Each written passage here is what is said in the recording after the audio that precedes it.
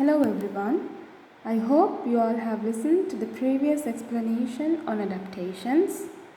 In the previous explanation, we discussed what are adaptations and different purposes of adaptations in animals.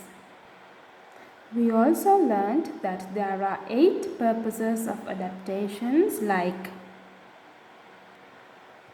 adaptation for moving in water, adaptation for breathing in water, adaptation for flight, adaptation for coping with extreme cold, adaptation for coping with extreme heat, adaptation for obtaining food, adaptation for protecting from predators, and also adaptation for reproduction. And then we discussed the first 2 adaptations, that is adaptation for moving in water and adaptation for breathing in water. Today we will learn the third adaptation, that is adaptation for flight. Birds do not have only wings. They have many other adaptations that help them to fly. Let's find out what those adaptations are. The first adaptation for flight is strong wings and light body weight. Can you imagine a bird or a butterfly of 10 kilograms? Will it be able to fly? No, it will be a very difficult task, or rather that bird will not be able to fly. Therefore, the birds, bats and insects that fly have light body weights. They also have strong wings in order to help them flap their wings. The next adaptation for flight is feathers and flight muscles. The feathers on a bird's body are light and the feathers keep them warm. Most birds have large feathers on their wings, which helps to increase their surface areas. This helps the birds to stay in the air by gliding. Look at this eagle in the picture. It has large feathers on its wings. That's why it can glide in the air for some time without flapping its wings. The birds that fly also have powerful flight muscles to enable them to flap their wings.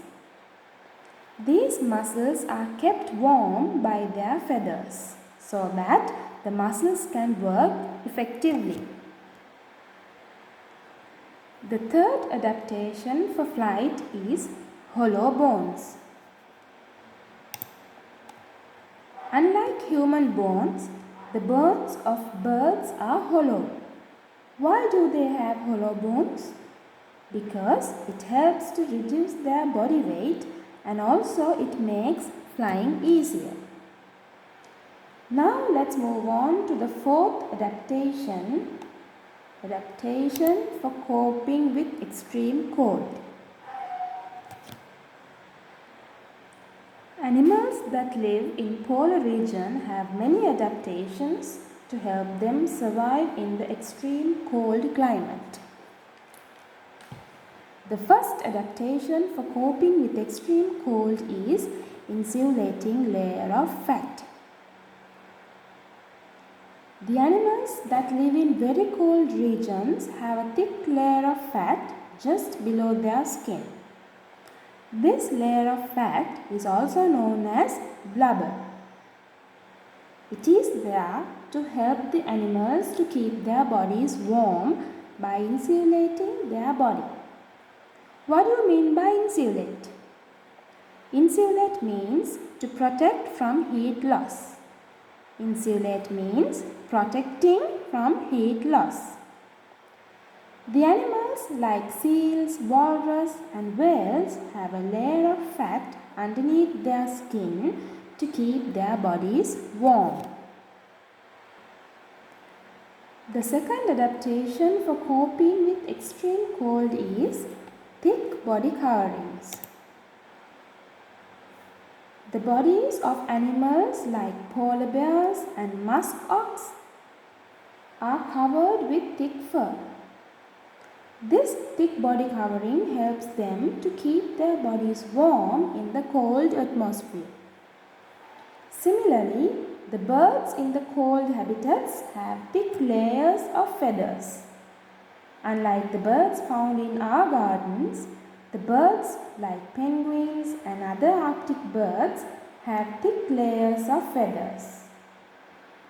Before moving on to the next adaptation, let's have a look at the polar bear.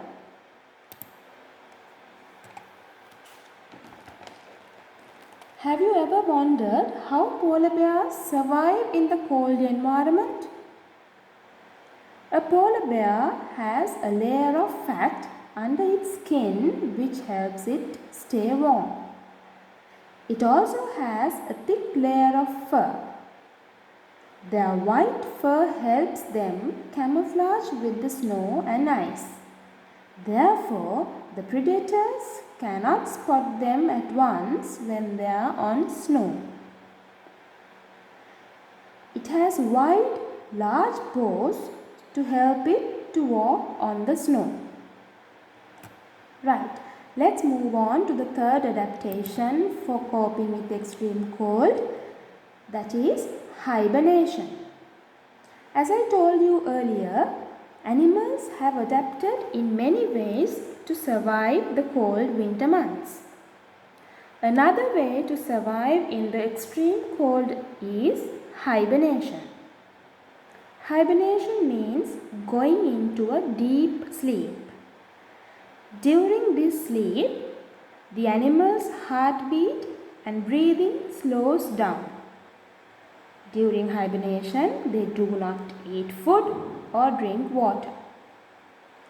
So, hibernation saves their energy which lasts through the cold winter months.